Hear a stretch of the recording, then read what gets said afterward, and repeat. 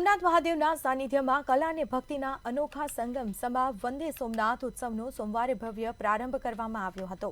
Shri Somnath trust, Gujarat પ્રવાસન વિભાગ અને ઇન્દિરા ગાંધી રાષ્ટ્રીય કલા કેન્દ્રના સંયુક્ત ઉપક્રમે આયોજિત આ નૂતન પ્રકલ્પનો ઉદ્દેશ ભારતની સમૃદ્ધ સંસ્કૃતિ પરંપરાને ઉજાગર કરવાનો અને શ્રાવણરૂપી શિવોત્સવ દરમિયાન નટરાજ દેવાધિદેવ મહાદેવના ચરણોમાં કલારૂપી પુષ્પ અર્પણ કરવાનો છે।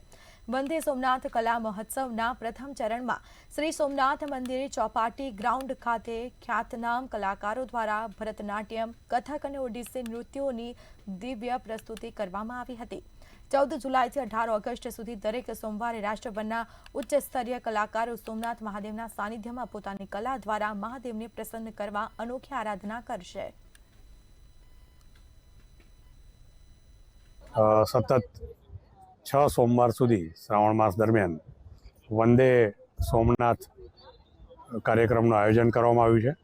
તેમાં દેશભરમાંથી કથક નૃત્યકાર, કુચીપુડી જેવા અનેક નૃત્યકારો આ સ્ટેજ ઉપર પરફોર્મ કરશે।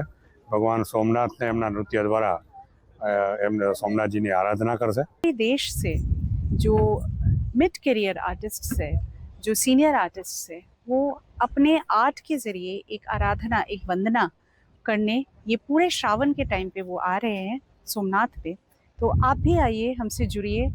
हर सोमवार 14 जुलाई से लेकर 18 अगस्त तक